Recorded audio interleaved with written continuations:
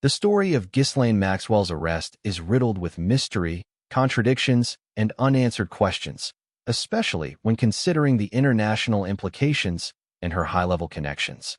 While the official narrative states that she was arrested in New Hampshire in July 2020, deeper questions persist. Why did Maxwell, long believed to be in France where extradition to the U.S. would be complicated, seemingly walk into American jurisdiction? Why wasn't she captured earlier?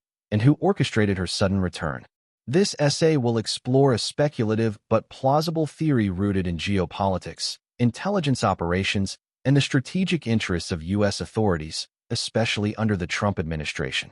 It will examine the role of intelligence figures, the possibility of a deal with the CIA, and whether the broader collapse of the Epstein investigation might one day secure Maxwell's freedom. The French safe haven, a missed opportunity to flee. At the time of Jeffrey Epstein's arrest and subsequent death in 2019, Ghislaine Maxwell all but vanished from public view. Investigators, journalists, and the public speculated widely about her whereabouts. Multiple reports placed her in France, a country whose extradition treaty with the U.S. makes it extremely difficult to surrender French nationals, especially in politically charged cases. Maxwell, a British and French citizen, could have remained in France indefinitely. Furthermore, Israel, where both Epstein and Maxwell had deep connections, offered another plausible sanctuary. Given her ties to elite intelligence circles, including possible Mossad links, a long-running subject of speculation, Israel would have been an ideal location for someone seeking permanent protection. So why didn't she stay in France or flee to Israel? The CIA's quiet involvement, a shadow deal? Here is where the theory of CIA involvement becomes critical. According to unverified but persistent rumors in the intelligence community, Maxwell met with a high-ranking CIA station chief in Europe, someone who knew her well from past operations or elite social circles. It is plausible that this station chief offered Maxwell a deal, return to the United States voluntarily, in exchange for limited prosecution and protection from exposure of more sensitive networks. Maxwell's intelligence ties have always loomed in the background of her story.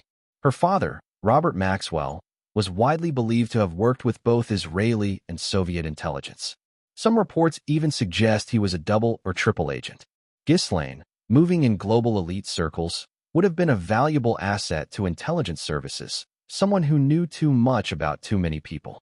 If Maxwell possessed information that implicated high-level figures, especially in the U.S., the CIA or other intelligence agencies may have sought to contain the damage by controlling her narrative and her arrest.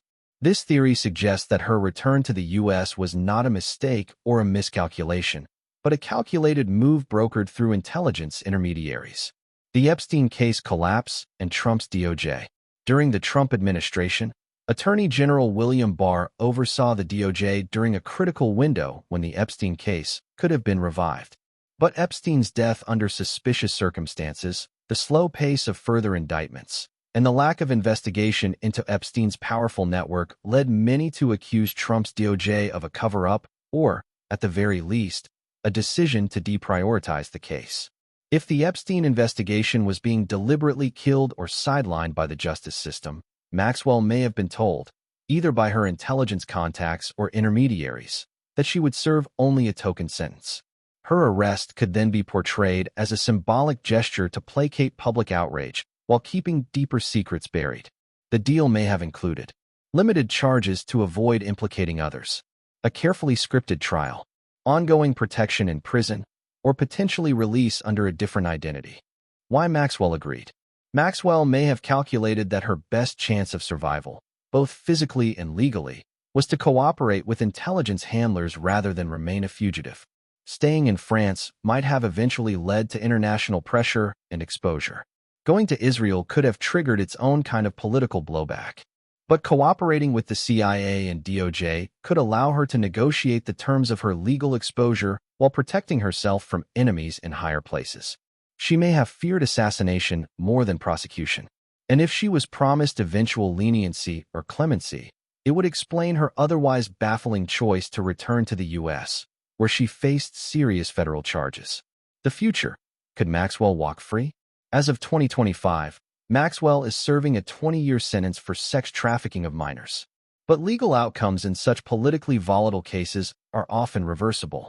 If the Epstein investigation continues to unravel or is officially declared dead due to lack of prosecutorial interest, there's a scenario in which her conviction is quietly overturned or commuted. She is transferred to a lower security facility and released early. She is quietly exiled or relocated with a new identity. Maxwell's future depends not only on the legal system, but on what she knows and whom she protects by staying silent. If the Epstein case truly collapses beyond revival, there may be no political or legal justification to keep her behind bars. Conclusion: Ghislaine Maxwell's return to the United States and her arrest may not have been a straightforward law enforcement success, but rather the outcome of a carefully managed intelligence operation. If true, her story reveals not just the rot within elite social networks, but also how global intelligence agencies shape outcomes behind the scenes. The truth, like much of the Epstein-Maxwell saga, may never fully surface, but the patterns of protection, silence, and select prosecution strongly suggest that this was never just a legal case. It was a geopolitical operation with too much at stake to leave to chance.